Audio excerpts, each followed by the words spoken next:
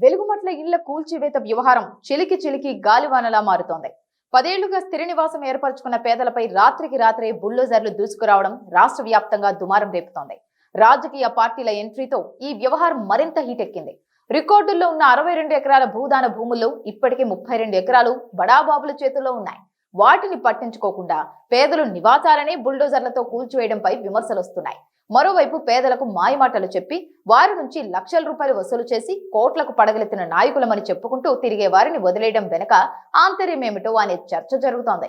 ఆచార్య వినోబాభావే భూదాన ఉద్యమ స్ఫూర్తితో 1953లో కాలువరాజా రామారావు అనే వ్యక్తి ఖమ్మం సమీపంలోని వెలుగుమట్లలో 62 ఎకరాలను ప్రభుత్వానికి దానంగా ఇచ్చారు.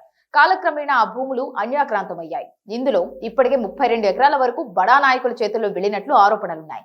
మిగిలిన 30 ఎకరాల్లో నాయకులమని చెప్పుకొని తిరిగే వ్యక్తులు భూ పంపిణీ పేరుట నిరుపేదల నుంచి లక్షలు దండుకొని కోట్లు గడించారు. ప్రస్తుతం అక్కడ దాదాపు 400 మంది పేదలు నివాసాలు ఏర్పాటు చేసుకున్నారు. కొన్ని రోజుల క్రితం ఎలాంటి నోటీసులు ఇవ్వకుండా వేలాది మంది పోలీసుల పహారాలు బుల్డోజర్లు దూసుకొచ్చి ఆ ఇళ్లను కూల్చివేశాయి. ఖమ్మం నగర విస్తరణతో భూముల ధరలకు రెక్కలొచ్చాయి. కార్పొరేట్ సంస్థలు రావడం, వ్యాపారాల వృద్ధి చెందడంతో నగరానికి 20 కిలోమీటర్ల పరిధిలో ధరలు ఆకాశాన్నంటాయి. వెలుగుమట్లలోని 62 ఎకరాల భూదాన భూములను 7 దశాబ్దాలుగా ఎవరికీ పంపిణీ చేయ కొందరు నాయకులు తమ అనుచరులకు ఆ భూములను అప్పనంగా అప్పచెప్పారు. అధికారంలో ఉన్న నాయకులను అడ్డం పెట్టుకొని అనుచరులు, చోటామోటా నాయకులు అనేక మంది వాటిని అన్యాక్రాంతం చేశారు. అందులో భాగంగానే మధ్య దళారుల మాటలు నమ్మిన పేదలు లక్షలాది రూపాయలు ఇచ్చి ఇక్కడ ఇళ్లు నిర్మించుకొని నివాసం ఉంటున్నారు. ఇప్పుడు ఒక్కసారిగా వారిపై కూల్చివేతల పిడుగు పడటంతో దిక్కుతోచని స్థితిలో కన్నీరు మున్నీరుగా రోధిస్తున్నారు.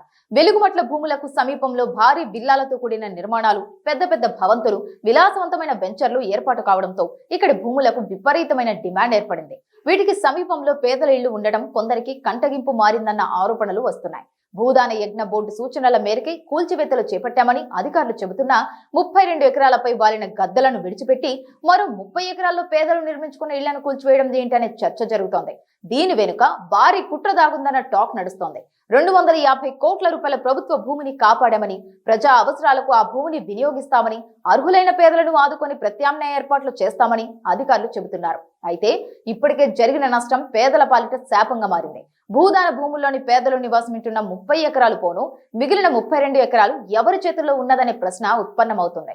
పేదలు నిర్మించుకున్న ఇళ్లపై బుల్డోజర్లతో దూసుకువచ్చిన అధికారులు మిగతా 32 ఎకరాల విషయంలో ఎందుకు మీనమేషాలు లెక్కిస్తున్నారు అన్న చర్చ జరుగుతోంది. వెంటనే అధికారులు, రాజకీయ నాయకులు స్పందించి మిగతా 32 ఎకరాల భూదాన భూమి లెక్కలు తేల్చాలన్న డిమాండ్ వినిపిస్తోంది. పూర్తి స్థాయిలో సర్వే నిర్వహించి ప్రభుత్వానికి చెందిన 62 ఎకరాల భూదాన భూమిని కాపాడి పేదలకే పంచాలన్న అభిప్రాయాలు వ్యక్తమవుతున్నాయి.